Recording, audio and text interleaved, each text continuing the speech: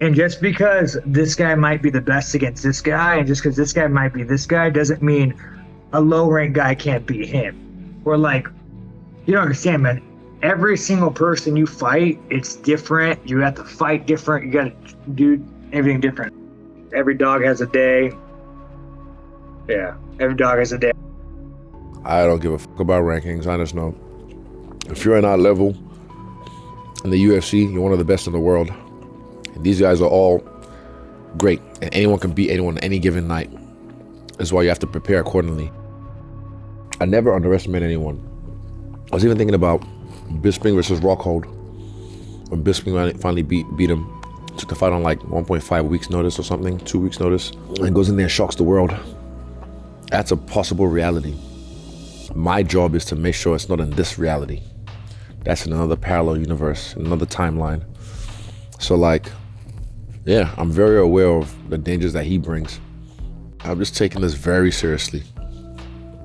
Because a man with nothing to lose and everything to gain is a dangerous man.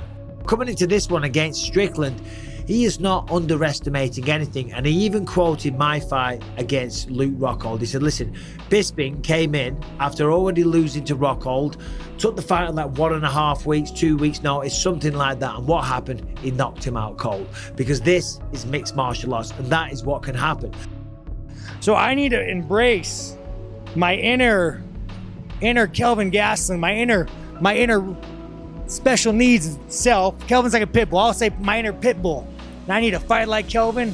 I need to go dick to dick, nose to nose, and I need to have a war. Maybe we take down, maybe we don't.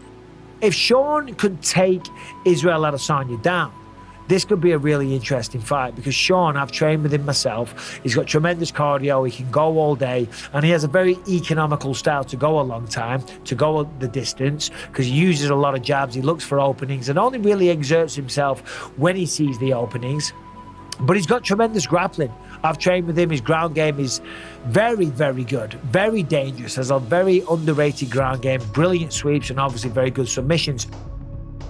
Like we've talked about this before, Sean Strickland can grapple pretty good, but Izzy's not easy to take down. No. And if it's a kickboxing fight, I mean, Izzy's gonna piece him.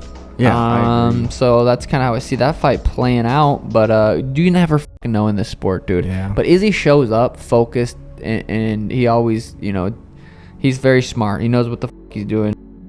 Funny enough, you guys, I'm going to tell you a true story. And this is a little insight with me and Izzy. So I see Izzy before Dricus, before Dricus beats Whitaker. And then the guy starts speaking fucking Cantonese to me. Because remember when he got all mad at Dricus because Dricus talked about being African? Like, motherfucker, you aren't African. You are Chinese. Your words, quote for quote. Talk about my time in China and what I did over there. I know there's that skit that came out, but people don't understand what acting is. It's like these motherfuckers are so dumb, they believe whatever they see on the internet. These are the same motherfuckers. Like, AI has only just come out. All the shit and already they used to get fooled by just random shit like this online. I'm like, bruh, wait till AI gets like proper. Like, no one can believe anything. But yeah, back in China, I didn't really. I wish I said those in my own words, but they gave me a skit to read and I just read it. But like that level of fucking being a slut, dude, like, my God, how do you, and then later on in life, they called him out for it. He was like, because they're fucking paying me, that's why. And like, dude, then it makes you even a bigger whore. Now you're getting defensive. If he's talking to me, he's gonna get his jaw broken. Wallahi, he's gonna get his jaw broken. Like, because when you're talking, you're not focused on the task at hand. My work will do the talking and he'll feel me. When I say feel me, they don't understand. He'll feel me. So, yeah. I hope he talks to me because he'll get his jaw broken. This fight would have never have happened without you going on the Twitters and the Instagram saying, where the is Sean Strickland? So you guys, I might get a big old fat paycheck coming up. I might get a belt, and it was because of you guys. So thank you. But they don't believe in themselves. They know they can't beat me. So they're just like, okay, let me make as much as I can on this fight because I'm not gonna get this shot again. And that's why I know they can't beat me. They already lost. They showed their hands too early. when that fight looked as though it had fallen apart. It fell apart in a way that generally can't get put back together. But Adesanya spoke up on behalf of Sean. And not on behalf of I like him, on behalf of I want him. And I just think that a major respect was shown to Izzy. I've never seen anybody in the history of the sport control their own career like Adesanya.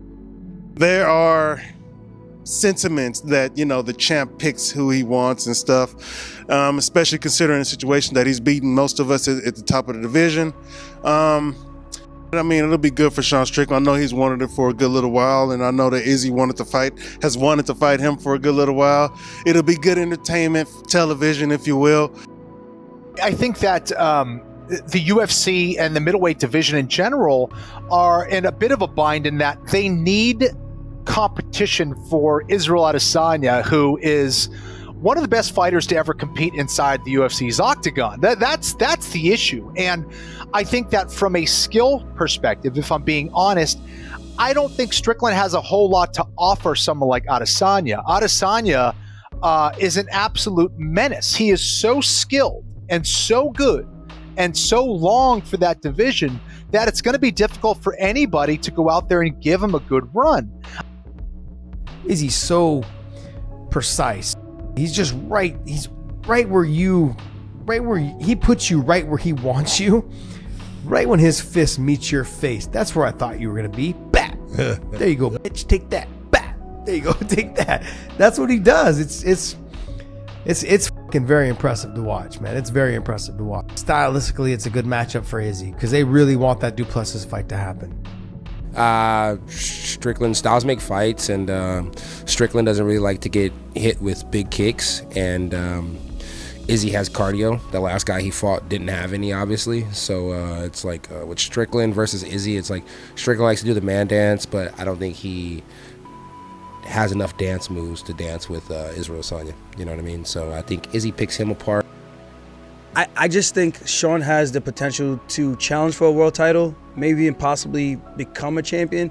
But the only way I can see that happening is, and I'm going to steal a line from Dana White, he has to get out of his own way in the sense of trying to be too much of a macho man and use more diversity in his offensive attacks.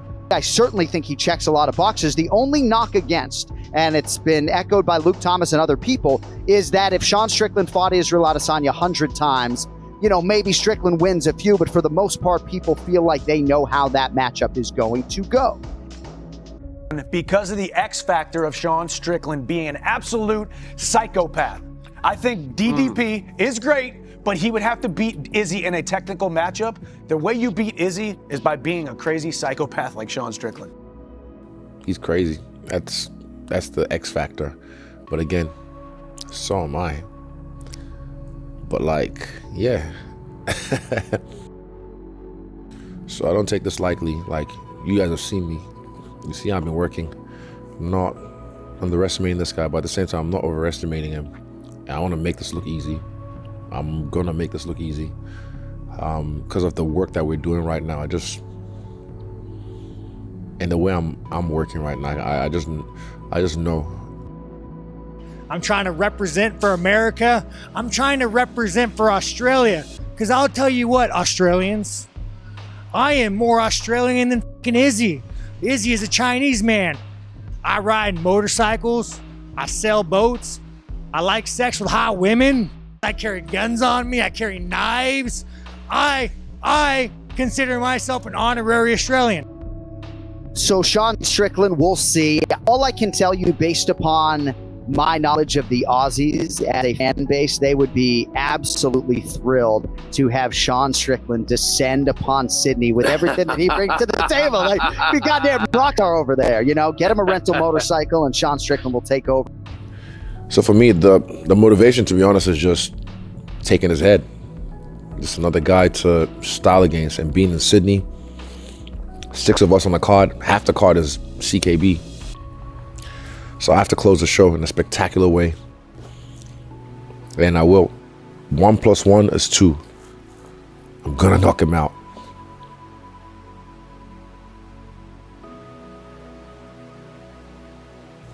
You know what? Let's wrestle.